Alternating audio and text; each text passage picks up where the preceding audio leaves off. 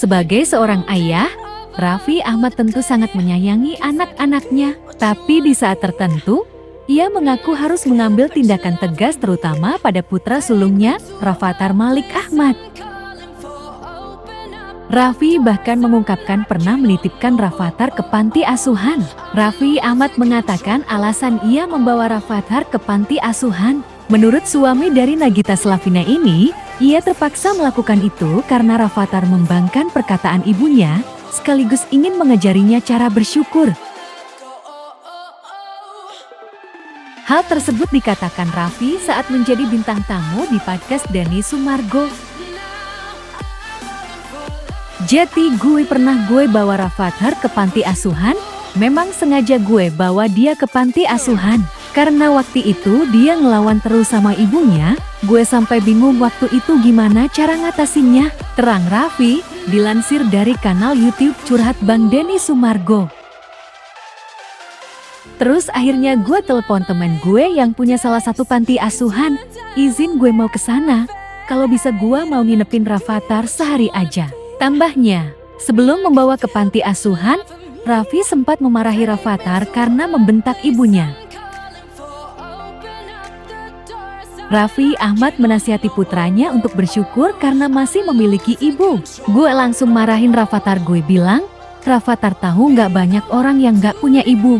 Rafatthar itu punya ibu, masa dimarah-marahin sama dibentak dimarah-marahin? Itu ibu kamu sendiri, ujar Raffi. Banyak anak-anak yang nggak punya ibu yang lebih susah dari Rafatthar. Rafatthar itu harusnya bersyukur, sambungnya. Lalu Raffi Ahmad meminta pengasuh Rafatthar, Lala, untuk menyiapkan beberapa baju untuk dibawa Rafatthar ke panti asuhan.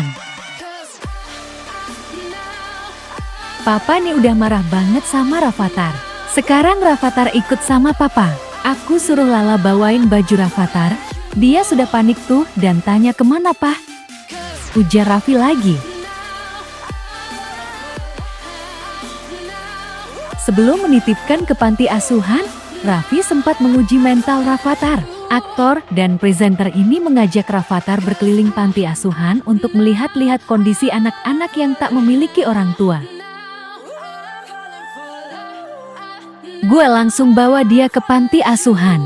Gue sengaja tes mentalnya dulu, nggak langsung dimasukin. Gue sama dia sholat dulu. Kan banyak tuh anak-anak di sana, jelas Raffi. Raffi menuturkan putranya sempat bertanya mengenai anak-anak yang ada di panti asuhan. Menurut Raffi, Rafatthar terlihat sangat ketakutan.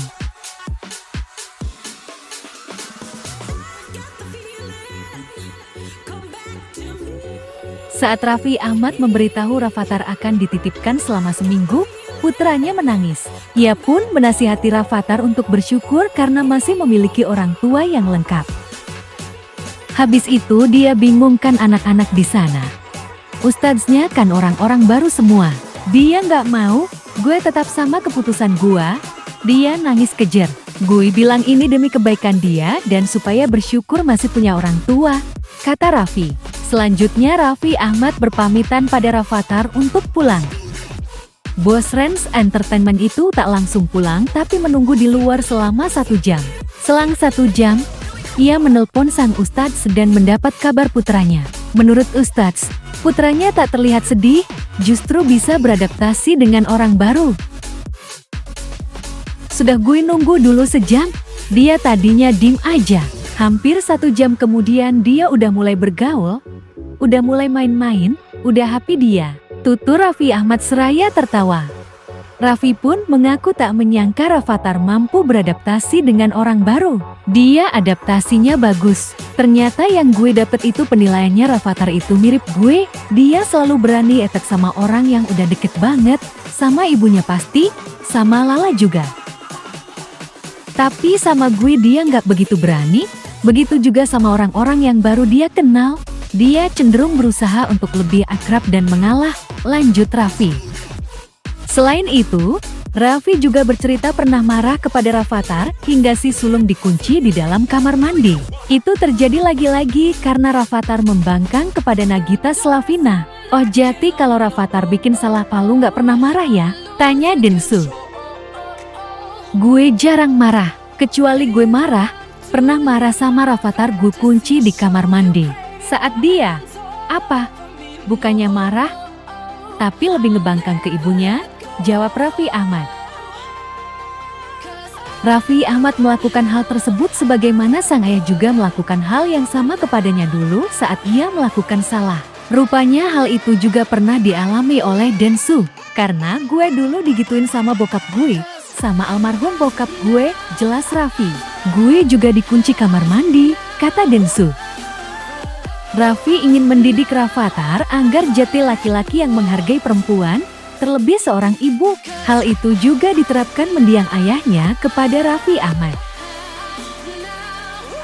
Jadi kalau cuma masalah gue misalnya nakal atau apa, bokap gue nggak pernah marahin. Tapi kalau gue ngelawan penyokap gue, misalnya bilang mama, dasar mama. Misalnya ada kata-kata yang keras, bukannya kasar, tapi lebih ke keras gitu ya. Mama yang gini, wah, itu sama bokap gue langsung pernah dicelupin di bak mandi kepala di bawah gitu, terus jebur, gitu terus dikunci, terang Raffi.